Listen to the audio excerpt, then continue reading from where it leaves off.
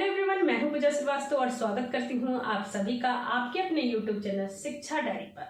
Friends, आज की video आप सभी के लिए बहुत ही ज़्यादा इम्पोर्टेंट होने वाली है और बहुत ही शॉर्ट वीडियो रहेगी। और इस शॉर्ट वीडियो में ही मैं आपको संपूर्ण जानकारी, जो भी आपकी सीटेट दिसंबर से और बिहार टायर 2 से रिलेटेड जो भी डाउट है वो इस वीडियो के थ्रू क्लियर हो जाने वाले हैं। तो जो भी कैंडिडेट यहाँ पे सीटेट दिसंबर 2023 की प्रिपरेशन कर रहे हैं और उसका नोटिफिकेशन का वेट कर रहे हैं और साथ ही साथ यहाँ पे बिहार टायर 2 की भी प्रिपरेशन कर रहे हैं, और यहाँ पे सवाल कैंडिडेट की ये है कि सीटेट दिसंबर यानी सीटेट अपीयरिंग वाले क्या बिहार टायर 2 के एग्जाम में बैठ पाएंगे या नहीं बैठ पाएंगे, या फिर सीटेट में कितने मार्क्स वाले यहाँ पे बिहार टायर 2 के लिए एलिजिबल हैं। ये सारे सवाल के जवाब में आपको इस वीडियो के थ्रू मिल जाएंगे। तो अगर आप चैनल पे नए हैं तो प्लीज़ वीडियो पे लाइक सब्सक्राइब जरूर कर दीजिएगा और वीडियो को आप लास्ट तक जरूर देखिएगा। जो भी डाउट है वो आपके इस वीडियो के थ्रू क्लियर हो जाएंगे। तो बात कर लेते हैं यहाँ पे सीटेट दिसंबर 2023 का नोटिफिकेशन आपको कब तक देखने को मिलेगा। तो देखिए, होप सो आपका जो नोटिफिकेशन है ये नेक्स्ट वीक तक आपको देखने को मिल जाएगा। देखिए, अभी तक तो यहाँ पे अक्टूबर तक 20 अक्टूबर तक ही आपको नोटिफिकेशन देखने को मिल जाना चाहिए था, पर आया नहीं है। तो आपको नवंबर तक इसका नोटिफिकेशन देखने को मिल जाएगा। अगर आप यहाँ पे नवंबर फर्स्ट वीक तक आपका नोटिफिकेशन आ रहा है तो exam date may be extend जरूर होगी। मे बी क्या, डेफिनेटली यहाँ पे एक्सटेंड ही होगी। आपका जो एग्ज़ाम डेट है दिसंबर सीटेट दिसंबर का, ये जनवरी मिड में आपका एक्सटेंड हो सकता है। किसी भी दिन यहाँ पे संडे को एग्ज़ाम करा लिया जाएगा। आप जानती हैं जो पिछली बार सीटेट का एग्ज़ाम हुआ था 20 अगस्त को, वो जुलाई में होने वाला था, पर एक्सटेंड होकर 20 अगस्त को हो गया था क्योंकि उसका नोटिफिकेशन लेट आया था। तो यहाँ पे भी जो नोटिफिकेशन है सीटेट दिसंबर का, ये 25 अक्टूबर या तक यहाँ पे नोटिफिकेशन आ जाना चाहिए था, पर अभी तक नहीं आया है। नवंबर तक आएगा और पूरा जो नवंबर मंथ है आपका वो फॉर्म फिलिंग में ही जाने वाला है।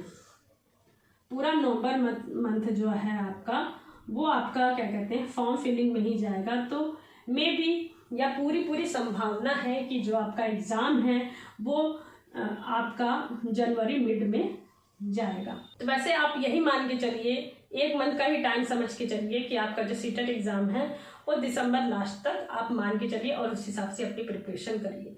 क्योंकि अगर जो भी कैंडिडेट सीटेट दिसंबर के साथ साथ बिहार टायर 2 का भी प्रिपरेशन कर रहे हैं, तो आपको जानते हैं कि बिहार टायर 2 में बैठने के लिए आपका सीटेट दिसंबर का लेवल 2 आपका क्लियर होना चाहिए। ठीक है, अभी मैं वो भी बताऊंगी सीटेट में कितने मार्क्स वाले बिहार टायर 2 में एलिजिबल होंगे।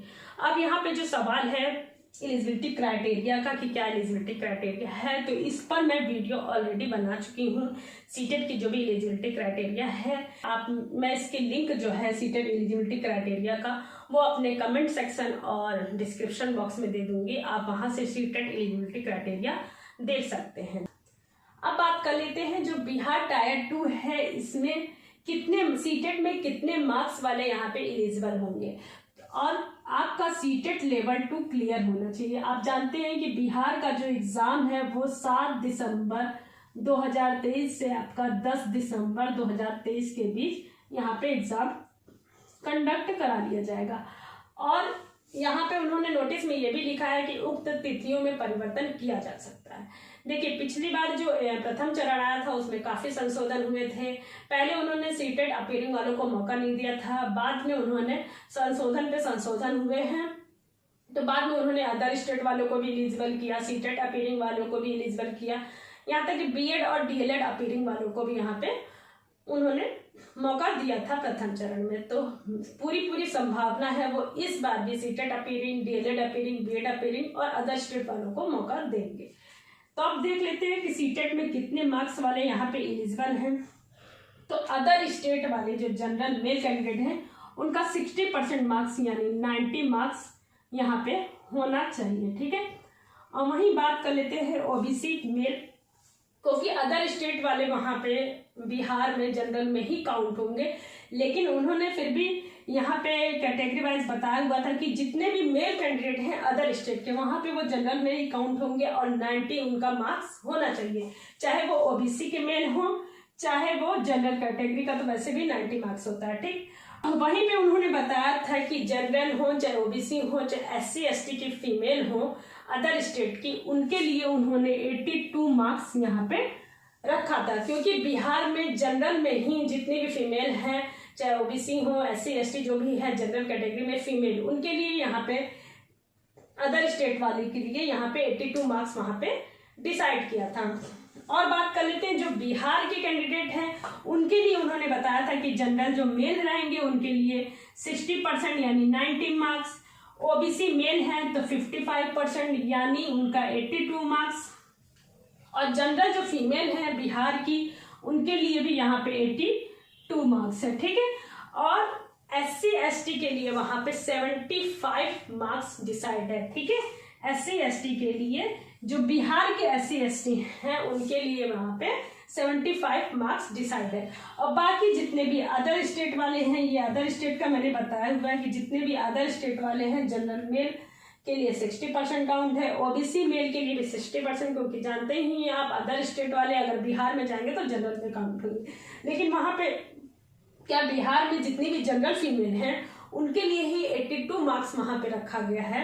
तो यहाँ पे जो अदर स्टेट वाली भी फीमेल हैं अगर बिहार में एग्जाम देंगी तो 82 मार्क्स में ही कंसिडर होंगी। आई होप ये जो सारा डाउट है आप सभी को क्लियर हो गया होगा कि सीटेट में कितने मार्क्स वाले यहाँ पे बिहार टायर 2 में के एग्जाम में एलिजिबल हो पाएंगे। तो अगर अभी भी आपको कोई डाउट है तो आप कमेंट सेक्शन में कमेंट कर सकते हैं, मैं उसका रिप्लाई देने की पूरी कोशिश करूंगी कि आपका जो सारा डाउट है इस वीडियो के थ्रू आपका क्लियर हो जाना चाहिए। और नोटिफिकेशन का आप वेट मत करिए, आप अपनी तैयारी करते रहिए, क्योंकि पिछली बार ऐसा था कि जो भी अपीयरिंग वाले थे वो सीटेट एग्जाम में उनका 1-2 नंबर से वो फेल हो गए, और बिहार के एग्जाम में जो बिहार शिक्षक भर्ती उसमें पास हो गए। तो देखिए जो भी अपीयरिंग वाले हैं उनको बहुत ज़्यादा मेहनत करने की जरूरत है, क्योंकि टाइम आपके पास ज़्यादा मिला नहीं है। इसमें भी आपके पास 7 दिसंबर से आपका एग्जाम घोषित कर दिया गया, और आपके पास सीटेट जो दिसंबर है इसके लिए भी ज़्यादा टाइम नहीं मिलेगा। तो आप दोनों को बैलेंस करके बिहार टायर 2 में आप ज़्यादा टाइम दीजिएगा, और सीटेट एग्जाम में भी आप ज़्यादा फोकस करिए, क्योंकि लेवल 2 में काफ़ी लोगों का गड़बड़ हो जाता है, लेवल 2 क्लियर नहीं होता है। और मैं बता देती हूँ यहाँ पे जितने भी ग्रेजुएशन BA BCom वाले हैं वो लेवल 2 SST से फॉर्म फिल करेंगे, और जितने भी साइंस आर्ट से हैं यानी BSc बायो से हैं या BSc मैथ्स से हैं वो लेवल 2 में मैथ्स साइंस का चुनाव करेंगे। तो ये भी मिस्टेक काफ़ी लोग कर देते हैं, लैंग्वेज चूज करने में भी लोग गलतियां कर देते हैं। तो सीटेट जो एलिजिबिलिटी क्राइटेरिया पे ये आप वीडियो जाके देख सकते हैं, इसकी भी जो लिंक है वो डिस्क्रिप्शन बॉक्स और कमेंट बॉक्स में मैं दे दूंगी।